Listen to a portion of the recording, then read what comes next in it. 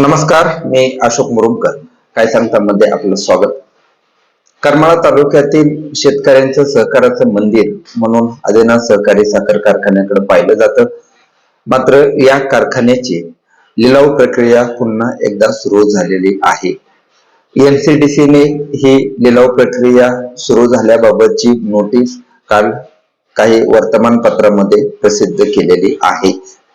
ही notice प्रसिद्ध झाल्यानंतर बारामती ॲग्रोचे उपाध्यक्ष सुभाष गुळवे यांनी यावरती प्रतिक्रिया दिलेली आहे आणि त्यामध्ये त्यांनी असं म्हटलेलं आहे की या कारखान्याचे चेअरमन करमाळा तालुक्याचे आमदार नारायणआबा पाटील यांच्याच कार्यकाळात या कारखान्याची ही दुसऱ्यांदा लिलाव प्रक्रियेची नोटीस आलेली आहे. यापूर्वी देखील आदिनाथ सहकारी साखर कारखान्याची नोटीस आलेली होती लिलाव प्रक्रियेची. सरपेसी अंतर्गत या कारखान्याची लिलाव प्रक्रिया देखील झालेली होती. मात्र कारखाना ताब्यात घेण्यासाठी ज्यावेळेस बारामती ॲग्रो गेलं त्यावेळेस आमदार नारायणआबा पाटील यांनी याला अडवलं होतं आणि हा कारखाना शेतकऱ्यांच्या ताब्यात राहिला पाहिजे अशी ठामपणे त्यांनी भूमिका घेतली होती आणि त्यावेळेसची प्रक्रिया त्यांनी थांबवली होती. मात्र याबाबतचा वाद देखील सध्या न्यायालयात सुरू आहे. न्यायालयीन प्रक्रिया एका बाजूला सुरू आहे आणि दुसरीकडे या कारखान्याची निवडणूक देखील झालेली होती. या कारखान्याच्या निवडणुकीत बारामती ॲग्रोचे उपाध्यक्ष सुभाष आबा गुळवे आणि माजी आमदार संजय मामा शिंदे यांचा एकत्रित पॅनेल होता. तर त्यांच्या विरोधात आमदार नारायणआबा पाटील यांचा पॅनेल होता आणि या निवडणुकीतून बागल यांनी माघार घेतलेली होती. मात्र त्यावेळेस जे काय राजकारण झालं ते सर्व करमाळा तालुक्यातील शेतकरी सभासद यांनी पाहिलं आणि हा कारखाना आमदार नारायणआबा पाटील यांच्या ताब्यात गेलेला होता. त्यानंतरची जी लिलाव प्रक्रिया झालेली होती त्यानंतरची लिलाव प्रक्रिया थांबलेली होती. मात्र त्यानंतर आता या कारखान्याची पुन्हा एकदा लिलाव प्रक्रिया सुरू झालेली आहे. नुकत्याच झालेल्या जिल्हा परिषद आणि पंचायत समितीच्या निवडणुकीच्या पार्श्वभूमीवरती ज्या प्रचार सभा झालेल्या होत्या त्यामध्ये पहिला मेळावा माजी आमदार संजय मामा शिंदे यांच्या गटाचा झालेला होता आणि त्याच वेळेस माजी आमदार संजय मामा शिंदे यांनी एक विधान केलेलं होतं की जिल्हा परिषद आणि पंचायत समितीची निवडणूक झाल्यानंतर या कारखान्याची लिलाव प्रक्रिया पुन्हा एकदा सुरू होऊ शकते असं त्यांनी ते विधान केलेलं होतं आणि सध्या पुन्हा ते विधान एक चर्चेत आलेलं आहे. हा कारखाना शेतकऱ्यांचा आहे. शेतकऱ्यांनी सहकाराचं मंदिर म्हणून याकडे कायम पाहिलेलं आहे.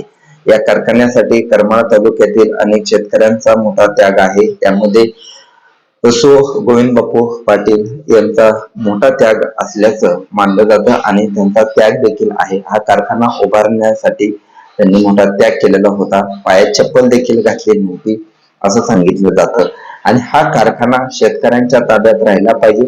शेतकऱ्यांच्या दृष्टीनं महत्वाचा हा कारखाना आहे. त्यामुळं शेतकऱ्यांना हा कारखाना सुरू असेल तर चांगला दर देखील मिळाला जातो असं बोललं जातं आणि हा कारखाना सुरू व्हावा ही भावना करमाळा तालुक्यातील प्रत्येक शेतकऱ्यांची आहे. मात्र करमाळा तालुक्याचं जर राजकारण पाहिलं तर कायम या आदिनाथ सहकारी साखर कारखान्याच्या भोवती फिरतं. तसंच चित्र पुन्हा एकदा दिसणार का हे पाहावं लागणार आहे.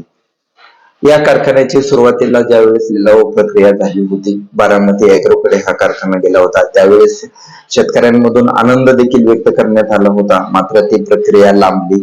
त्यानंतरच पुन्हा हा कारखाना शेतकऱ्यांच्या ताब्यात राहावा यासाठी करमाळा तालुक्यात आदिनाथ बचाव समिती देखील स्थापन झालेली होती. आदिनाथ बचाव संघर्ष समिती अशी समिती देखील स्थापन झालेली होती. त्यावेळेस महाविकास आघाडीचं सरकार होतं आणि त्यावेळेस मुख्यमंत्री उद्धव ठाकरे होते. त्यावेळेस शरदचंद्र पवार आणि उद्धव ठाकरे यांचं बॅनर असलेलं सोशल मीडियावरती आणि यांच्या बॅनर खाली शेतकरी संघर्ष समितीच्या म्हणजे आदिनाथ बचाव संघर्ष समितीने एक मोहीम राबवली होती आणि त्यावेळेस साहेब आमचा कारखाना वाचवा, आदिनाथ सहकारी साखर कारखाना सभासद कर्मचारी ऊस उत्पादक शेतकरी यांच्या माध्यमातून जनजागृती देखील करण्यात आलेली होती. त्यानंतर महाविकास आघाडीचं सरकार गेलं आणि बऱ्याचशा घडामोडी घडल्या आणि त्याच वेळीस या कारखान्याचे ही जी ताबा प्रक्रिया होती ती आमदार नारायणबा पाटील यांनी ती थांबवलेली होती. त्यानंतर हा कारखाना सुरू करण्यासाठी तत्कालीन मुख्यमंत्री एकनाथ शिंदे हे देखील येथे आलेले होते. त्यावेळेस माजी मंत्री तानाजी सावंत यांची मध्यस्थी महत्वाची ठरली होती आणि त्यावेळेस हा कारखाना सुरू देखील झालेला होता. त्यावेळेस अनेक घडामोडी झाल्या. बागल आणि पाटील हा कारखाना सुरू करण्यासाठी एकत्रित आलेले होते. याबाबत विधानसभा निवडणुकीचा एका सर्वसाधारण सभेत मुद्दा निघाला आणि ते देखील राजकारण करमाळा तालुक्याने पाहिलं आणि हा कारखाना सुरू करण्यासाठी एकनाथ शिंदे यांच्या हस्ते या कारखान्याची मोडी टाकण्यात आलेली होती आणि हा कारखाना तेव्हा सुरू झाला होता. त्यानंतर देखील पुन्हा पुढच्या वर्षी कारखाना सुरू करण्यासाठी अनेक अडचणी आल्या. त्यावेळेस संचालक मंडळ बरखास्त झालं आणि प्रशासकीय संचालक येथे नियुक्त झाले.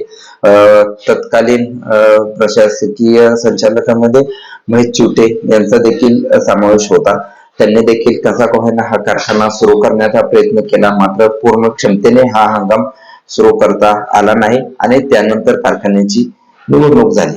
या निवडणुकीत अनेक मुद्द्यांनी हा निवडणूक गाजली, मात्र ही निवडणूक शिंदे हे कारखाना शिंदे हे चालवू शकतील अशी एक सूर करमाळा तालुक्यातील शेतकऱ्यांमध्ये होता. तशी भावना देखील तयार झालेली होती.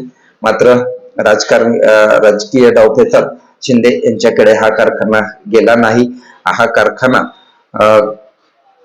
पाटील यांच्याकडे गेला आणि त्यानंतर हा कारखाना सुरू होईल अशी अपेक्षा शेतकऱ्यांना होती आणि तसा प्रयत्न आमदार नारायणबा पाटील यांच्याकडून देखील करण्यात आलेला होता. मात्र त्याला अद्यापही यश आलेलं नाही. कारखाना सुरू झालेला नाही आणि पुन्हा एकदा या कारखान्याकडे जर पाहिलं तर पुन्हा या कारखान्याची लिलाव प्रक्रिया सुरू झालेली आहे.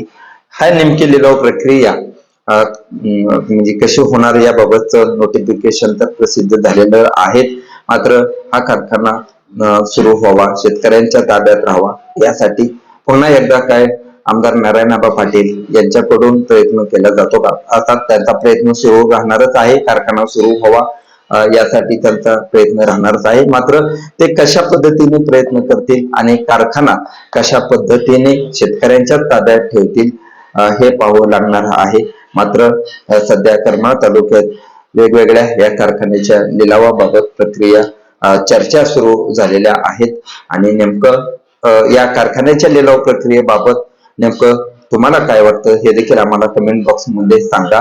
मात्र या कारखान्याच्या निमित्ताने लिलाव प्रक्रियेच्या निमित्ताने जे माजी आमदार संजय मामा शिंदे यांनी जिल्हा परिषद आणि पंचायत समिती निवडणुकीच्या दरम्यान एक विधान केलेलं होतं, ते विधान पुन्हा एकदा चर्चेत आलेलं आहे. सोशल मीडियावरती हे विधान सध्या व्हायरल होताना दिसत आहे. नेमकं पुढील काळात ह्या कारखान्याबाबत नेमकं काय होऊ शकतं, काय होणं आवश्यक आहे आम्हाला कमेंट बॉक्स मध्ये सांगा. धन्यवाद.